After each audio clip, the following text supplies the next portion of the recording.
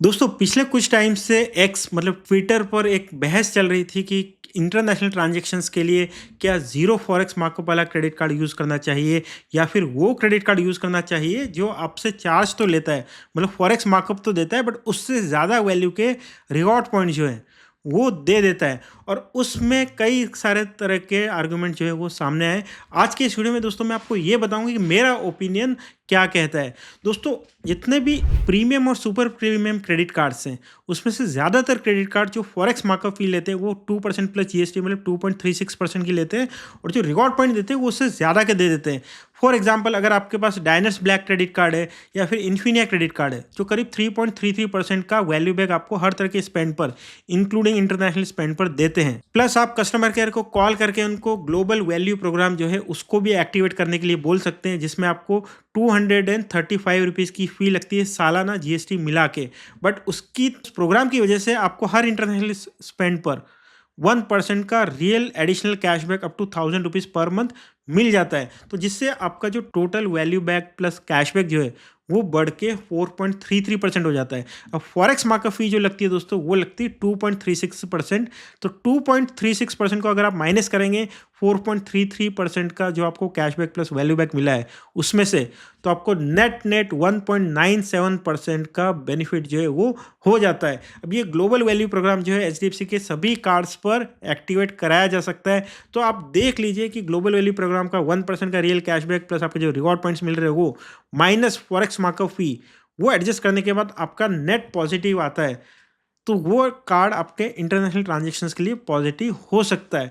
But दोस्तों आजकल market में बहुत सारे ऐसे क्रेडिट कार्ड्स आ गए हैं जिस पर कोई फॉरेक्स मार्कअप फी नहीं लगती है, मतलब आप इंटरनेशनल ट्रांजैक्शन करेंगे तो जो ट्रेडिशनल क्रेडिट कार्ड है वो आपसे 4.13% का रियल चार्ज लगाते थे हर इंटरनेशनल ट्रांजैक्शंस पर। प्रीमियम क्रेडिट कार्ड 2.36% का चार्ज लगाते हैं जीएसटी मिला के। बट ये जो क्रेडिट कार्ड है आपसे जीरो चार्ज लगाते हैं, मतलब कोई भी चार्ज नहीं लगता है इंटरनेशनल ट्रांजैक्शंस पर। स्केपिया क्रेडिट कार्ड एक किस तरह का कार्ड है जिसको आप यूज़ करेंगे तो इंटरनेशनल ट्रांजैक्शंस पर कोई भी चार्ज नहीं लगेगा।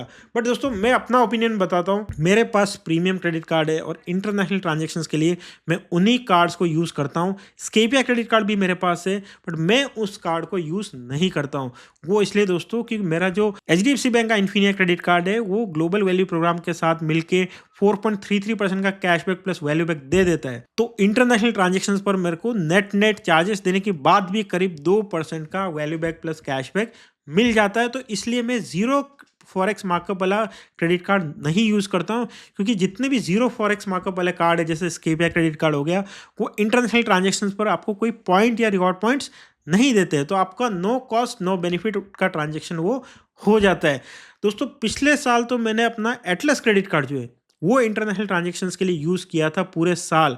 रीज़न ये था कि इंटरनेशनल ट्रांजैक्शंस पर एटलस क्रेडिट कार्ड 4.13% का रियल चार्ज लेता है, बट उसके बदले में आपको उस पर रिवॉर्ड पॉइंट जो है वो मिल जाते हैं जो 4% के एयर माइल रेट से होते हैं। मतलब फिर भी आपका 4.13% का चार्ज लगा है, हर 100 रुपीज़ पर 4 एयर माइल या होटल पॉइंट्स मिले। 100 रुपीज़ पर 2 एज माइल मिलते हैं, एज माइल को एयर माइल या होटल पॉइंट्स में कन्वर्ट करेंगे तो 4 हो जाते हैं।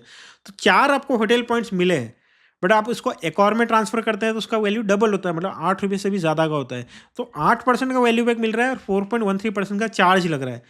बट सिर्फ ये रीज़न नहीं था, मेरा और दूसरा बड़ा रीज़न था कि last year Atlas credit card पर मेरा बहुत ज़्यादा यूज़ नहीं हुआ था और इस वजह से मेरे कार्ड पर 7.5 लाख रुपए का जो माइलस्टोन होता है वो भी अचीव नहीं होने वाला था।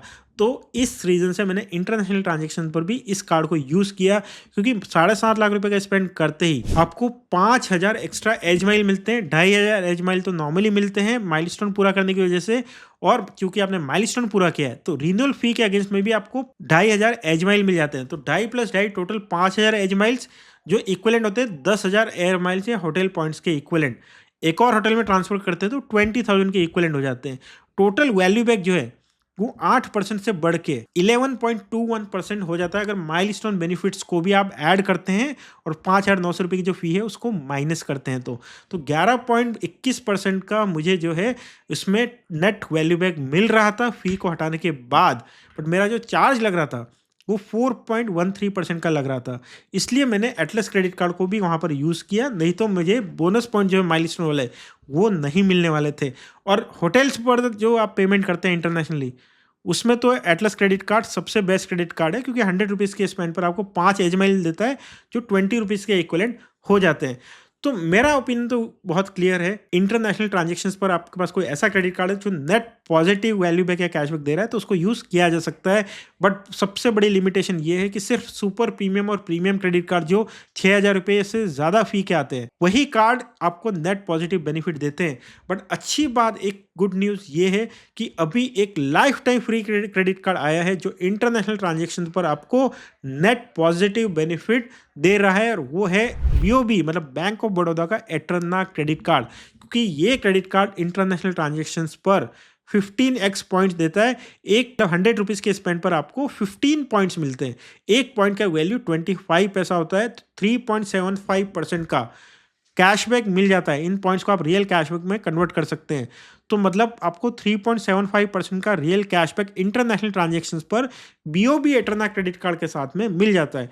और इसमें जो चार्ज लगता है फॉरेक्स मार्कअप, वो लगता है 2.36%। तो नेट 1.39% का रियल कैशबैक आपको BOB एटर्ना कार्ड पर मिल जाता है। और अच्छी बात यह है कि BOB एटर्ना क्रेडिट कार्ड जो है अभी लाइफ टाइम फ्री चल रहा है। अगर आप इसको 31 दिसंबर या उससे पहले अप्लाई करते हैं तो BOB क्रेडिट कार्ड जो है एटर्ना वाला, इसको अप्लाई करने का लिंक वीडियो के डिस्क्रिप्शन में दिया हुआ है, वहाँ से आप अप्लाई कर सकते हैं। कार्ड बहुत ही अच्छा है, इस पर एक डिटेल्ड वीडियो भी मैंने बनाया हुआ है, उसका लिंक भी मैं वीडियो के डिस्क्रिप्शन में दे दूंगा, जिससे आप इस कार्ड के बेनिफिट को डिटेल में जान पाएंगे। स्केपिया क्रेडिट कार्ड अच्छा है, बट उनके लिए नहीं जिनके पास इस तरह की क्रेडिट कार्ड जो नेट पॉजिटिव बेनिफिट दे सकते हैं, या फिर जिनके पास प्रीमियम क्रेडिट कार्ड है, उनके लिए स्केपिया क्रेडिट कार्ड सिर्फ एयरपोर्ट प्रिविलेजेस के लिए बढ़िया है, अदरवाइज शायद उसको अवॉइड किया जा सकता है। तो ये था वीडियो दोस्तों, इंटरनेशनल ट्रांजैक्शंस पर मेरी फिलॉसफी, मेरा व्यू क्या है और किस तरह की क्रेडिट कार्ड्स को मैं यूज़ करता हूँ उस बारे में।